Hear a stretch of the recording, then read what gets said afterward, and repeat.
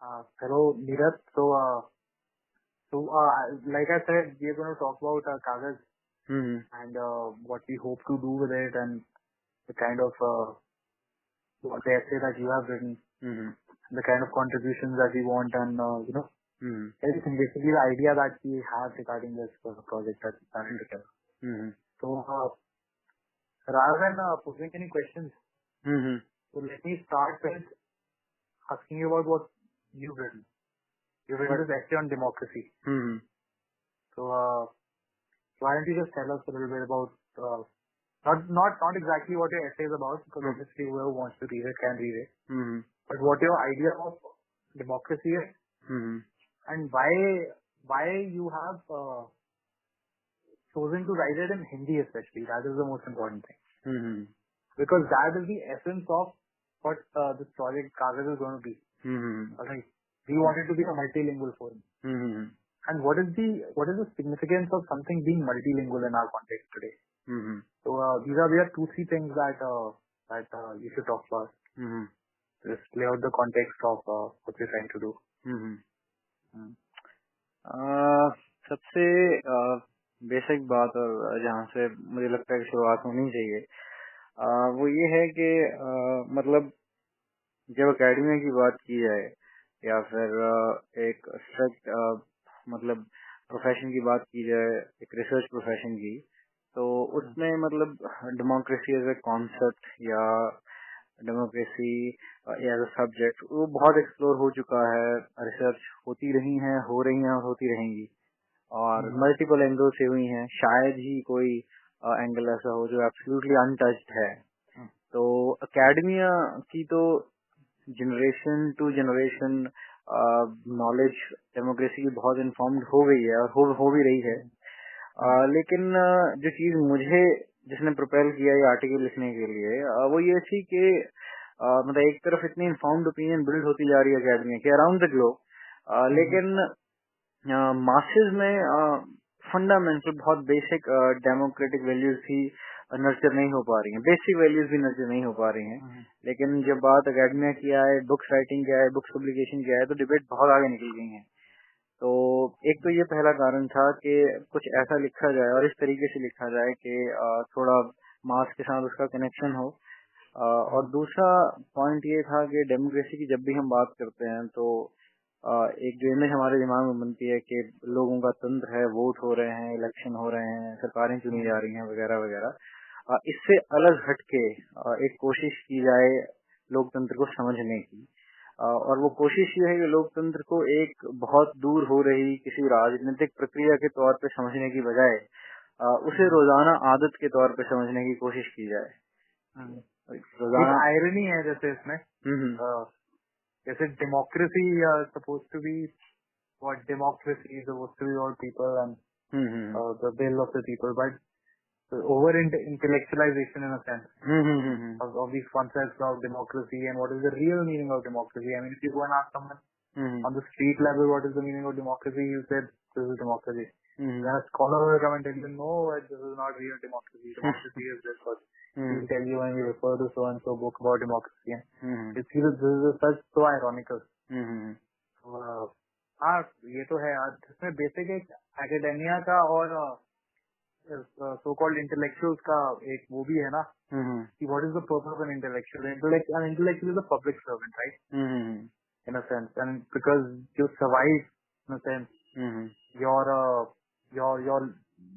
everything from people who are looking after you all around you to your pay and to everything from the basic things to more intricate things. You are surviving on others.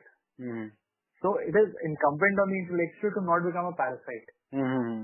Because that can happen. If you keep surviving on others and you don't give anything back to society, so you become a parasite. So you have to live in a symbiotic relationship with society.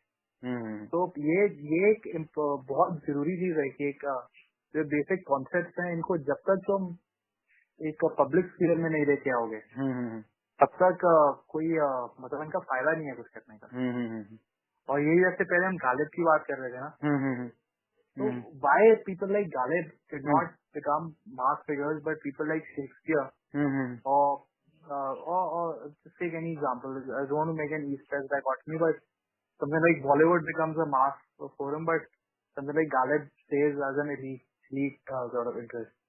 इसकी वजह ये भी है कि जो गालिब थे वो intentionally अपने आप को सिक्यूर करते थे।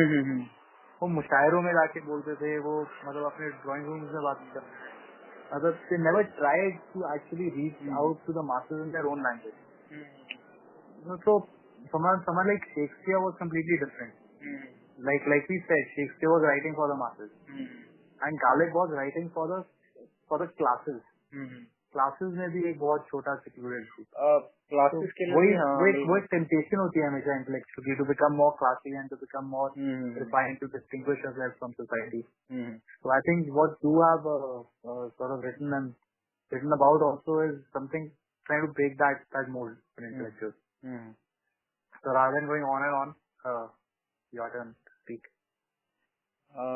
हाँ, मतलब बिल्कुल ठीक है। वो अगर मतलब मिर्जा गालिब के एपिसोड देखे जाएं नसरुद्दीन शाह वाले, तो उसमें एक एपिसोड में होता है कि मिर्जा गालिब जो है वो जब लखनऊ से दिल्ली अब ट्रांसफर करते हैं, आते हैं, सेटल दिल्ली हो जाते हैं, तो वहाँ पे फेमस हो जाते हैं कि कोई व्यक्ति है जो बहुत अच्छा शायरी शायरी करता है। तो उन्हें जब दरबार में बुलाया जाता है देखने के लिए कि बहुत नाम सुना है गालिब का, कौन है ये, तो फिर वो बहुत भारी, जिसको उर्दू में बोलते हैं मक्ता, बहुत भारी मक्ता रखते हैं सबके सामने, और वो बहुत ही गहरी फारसी में होता है।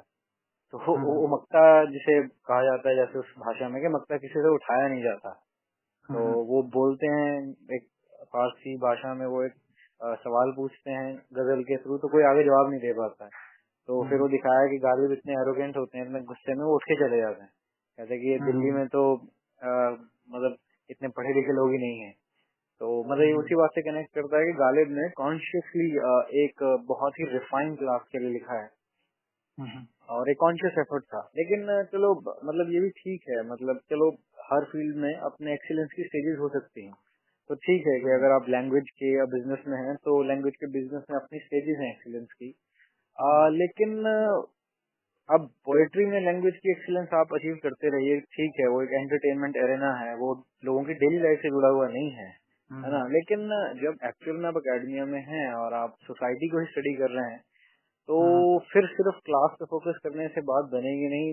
बेटर यही है कि बैलेंस किया जाए। कोशिश ये रहनी चाहिए कि मतलब उसको पॉपुलर बनाया जाए, पॉपुलर इंटेलेक्चुअल। जैसे हम एक दिन बात भी कर रहे थे कि इंडिया में पॉपुलर इंटेलेक्चुअल्स हैं नहीं, पॉपुलर फेसेस के प्रोफेसर लगातार मीडिया शोज में जा रहे हैं या अपना वीडियोस डाल रहे हैं, वो कल्चर नहीं है। तो और मैं हमेशा ये कहता था पहले, आज से 1-2 साल पहले, कि या फॉरेन कंट्रीज में एकेडमिया का अच्छा खासा लिंक है पब्लिक पॉलिसी के साथ। वो जो रिसर्च करते हैं पब्लिक पॉलिसी के एरिया में वो आ जाती है, उन्हें स्टडी किया जाता है। लेकिन ऑब्वियसली हमेशा से शायद ऐसा नहीं रहा होगा, इसका एक प्रोसेस रहा होगा। और इंडिया में अगर ये नहीं है तो उसकी मतलब कोई जरूरत नहीं है इस पर लेमेंट करने की। इंडिया में ट्रांसलेशन प्रॉब्लम है ना, but translation problem I don't just mean translation from English into vernacular languages. From translation, I mean that from an academic context into a context that is easily understood by the public. तो ये बात उसकी नहीं है, बात capabilities की नहीं है, बात सिर्फ ट्रेनिंग की है। ठीक है, you have been trained to work in a certain way, to use certain words, and no, it's a lingo. जैसे एक छोटे ग्रुप की लिंगो होती है आपस में, जैसे फ्रेंड्स का एक ग्रुप होता है, they have that lingo. तो आप उसमें बात करते हैं, इशारों से समझ जाते हैं कि हाँ भाई तो ये कहता है। वैसे ही it's an academic lingo. And in more developed countries they have in sort of forums in between. A newspaper can translate that lingo into a publicly understandable language. लेकिन इतना पेडेस्टल पे भी नहीं डालना चाहिए वेस्ट को और compare to our culture, our society. मतलब उनकी अपनी प्रॉब्लम्स हैं जो अब परसेप्टेबल है उनकी सोसाइटी। हमारी चीज में ये है कि हमारी प्रॉब्लम ये है कि रिग्रेस कर रहा है हमारा कल्चर। जैसे हमारी जो इंडिपेंडेंस मूवमेंट थी, और इंडिपेंडेंस मूवमेंट के इमीडिएटली बाद जो हमारे पब्लिक इंटेलेक्चुअल्स थे, जैसे हम बात करते हैं ना, जो हमारे पॉलिटिशियंस थे, वो academics on the one hand they could understand what academics were talking about, and they could talk to hundreds of thousands of people on the stage and explain those things. जैसे वो नेहरू के start करता है ना discovery of India, अपनी भारत माता क्या है, आप सोचते हो कि भारत माता की जय, भारत माता क्या है, भारत माता इज यू, भारत माता किसान है और ये सॉइल है, ये इकट्ठा होके भारत माता बनता है, तुम सॉइल की सेवा करते हो, इसलिए तुम भारत माता की सेवा कर रहे हो. So there are hundreds of examples like that. And we are regressing as a society. We have, I don't know who is to blame, but let's forget about that. But this, what we are doing is an attempt, to not do something that as a favor or do something special, but do something that should have been the duty of academics all along. To create this bridge between specialized groups, which are important in their own right. अब ऐसा नहीं है कि academic specialization जरूरी नहीं है, conceptualization और जो comparative politics वगैरह में जो हम वहाँ पे करते हैं, those are very important and they're technical things. They're as technical as rocket science or they're as technical as anything else because they're very, very, when they have consequences. If you interpret democracy wrongly, or if you interpret the world wrongly, जैसे Samuel Huntington ने जो Clash of Civilizations का जो theory दी थी, that was a very, very mysterious understanding of the world. That was an understanding of the world built to suit a certain purpose. So and then you talk about communism.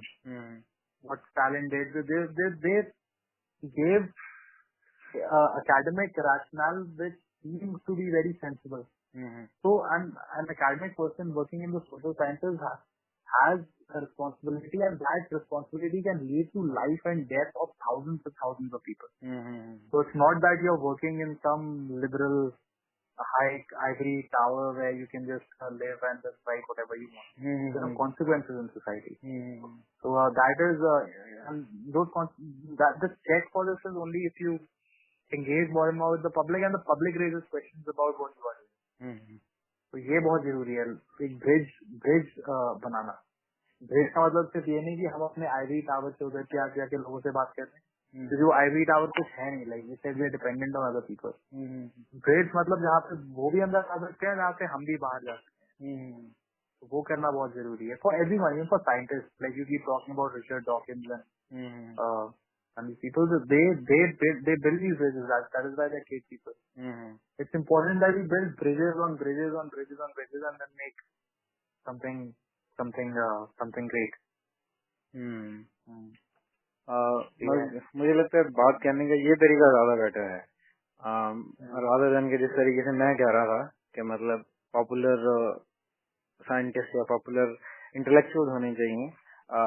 उससे बेहतर ये तरीका कहने का है कि ऐसे लोग होने चाहिए जिनका प्राइम फोकस ब्रिज बनाने में हो, कि एक वर्ल्ड है जो हाईली एक्सपर्ट और बड़ी एजोटेरिक नॉलेज प्रोड्यूस कर रहा है, बड़ी क्वालिफाइड और बिल्कुल हाई क्लास, और दूसरी तरफ एक मासेस है जो अपना डेली लाइफ में रोजी रोटी में बिजी है, और एक तीसरी क्लास है जो डेलिबरेटली ये काम कर रही है कि उस रिफाइन नॉलेज को समझ के उसे यूट्यूब चैनल के क्रिएटिविटी थ्रू उसे नॉर्मल बना के लोगों को बता रही है, या फिर नॉर्मल भाषा में लिख के आर्टिकल्स लिख रही है, कुछ भी मतलब उसे नॉर्मलाइज बना रही है, ब्रिजेस का काम कर रही है. तो ये मतलब ज्यादा ठीक तरीका है कहने का मुझे लगता है. तो ये ब्रिजेस बनाने का हमारा काम है इसमें कागज में हमारा अटेम्प्ट है, and that your article on democracy is the most important thing because this is the essence of democracy. और what you speak about in your article also, तो वही हम अभी बात कर रहे हैं कि डेमोक्रेसी का असली मतलब क्या है, डेमोक्रेसी एक्चुअली फंक्शन कैसे करती है. That is what your article is about, and that's why it is good that was the first article that we had.